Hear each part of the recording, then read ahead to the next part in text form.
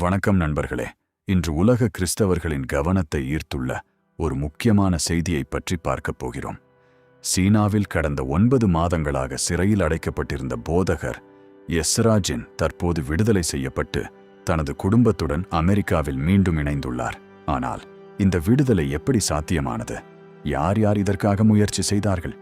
அதைத்தான் இந்த வீடியோவில் பார்க்கலாம். எஸ்ரா ஜின் சீனாவின் மிகப்பெரிய இல்லச்சபைகளில் ஒன்றான சாயான் சர்ச்சின் நிறுவனர். ஆயிரக்கணக்கான விசுவாசிகளுக்கு தேவ வார்த்தையை போதித்து வந்தார். 2018ஆம் ஆண்டு சீன அரசு அவரது சபையை மூடியது. அரசின் கண்காணிப்பு மற்றும் கட்டுப்பாடுகளை ஏற்க மறுத்ததால் அவர் மீது தொடர்ந்து அழுத்தம் அதிகரித்தது. பின்னர் 2025ஆம் ஆண்டு அக்டோபரில் பதிவு செய்யப்படாத கிறிஸ்தவ ஆராதனைகளை நடத்தியதாகவும் இணையத்தை சட்டவிரோதமாக பயன்படுத்தியதாகவும் குற்றம் சாட்டி அவரையும் சபை தலைவர்களையும் கைது செய்தது. அப்படியானால் அவர் எப்படி விடுதலையானார்? முதலாவதாக, அமெரிக்க அதிபர் டொனால்ட் ட்ரம்ப் 2026 மே மாதம் சீன அதிபர் ஷி ஜின்பிங்கை நேரில் சந்தித்தபோது போதகர் எஸ்ரா ஜின் பற்றிய விஷயத்தை நேரடியாக முன்வைத்தார். அவரை விடுவிக்குமாறு தனிப்பட்ட முறையில் கேட்டுக்கொண்டார். அந்த சந்திப்புக்கு பிறகு ட்ரம்ப் ஷி ஜின்பிங் இந்த விவகாரத்தை தீவிரமாக பரிசீலிப்பதாக கூறியுள்ளார் என்று தெரிவித்தார். இரண்டாவதாக, அமெரிக்க வெளியுறவுத்துறை அதிகாரிகள் தொடர்ந்து சீன அரசிடம் இந்த விவகாரத்தை எடுத்துரைத்தனர். மத சுதந்திரம் தொடர்பான இந்த வழக்கில் அவர்கள் இடைவிடாத தூதரக முயற்சிகளை மேற்கொண்டனர். மூன்றாவதாக, அமெரிக்க நாடாளுமன்ற உறுப்பினர்கள், குறிப்பாக கிறிஸ் ஸ்மித் மற்றும் பல மத சுதந்திர அமைப்புகள், குறிப்பாக சைனா ஆய்ட், எஸ்ரா ஜினின் விடுதலைக்காக தொடர்ந்து குரல் கொடுத்தனர்.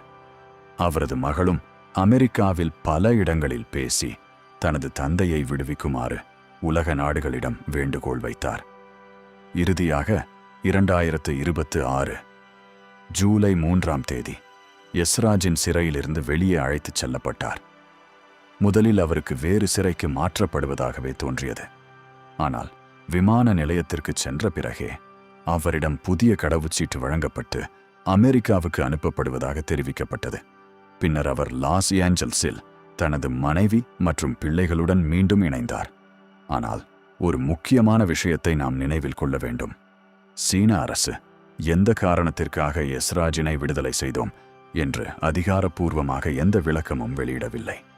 எனவே அவரது விடுதலை அமெரிக்காவின் தூதரக அழுத்தம், ட்ரம்ப் மற்றும் ஷி ஜின்பிங் இடையேயான நேரடி பேச்சுவார்த்தை மற்றும் சர்வதேச மத சுதந்திர அமைப்புகளின் தொடர் முயற்சிகள் ஆகியவற்றின் விளைவாக நடந்திருக்கலாம் என்று பல சர்வதேச செய்திகள் தெரிவிக்கின்றன.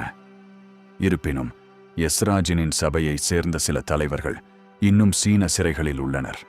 அவர்களுக்காகவும் சீனாவில் ஒடுக்குமுறையை எதிர்கொள்ளும் அனைத்து விசுவாசிகளுக்காகவும் நாம் தொடர்ந்து ஜெபிப்போம். இந்த செய்தி உங்களுக்கு பயனுள்ளதாக இருந்தால் வீடியோவை பகிருங்கள். மேலும் இதுபோன்ற உலக கிறிஸ்தவ செய்திகள், வேதாகம விளக்கங்கள் மற்றும் ஊக்கமளிக்கும் காணொளிகளுக்கு யெஷுவா வைப்ஸ் சேனலை தொடர்ந்து பாருங்கள். தேவன் உங்களை ஆசீர்வதிப்பாராக.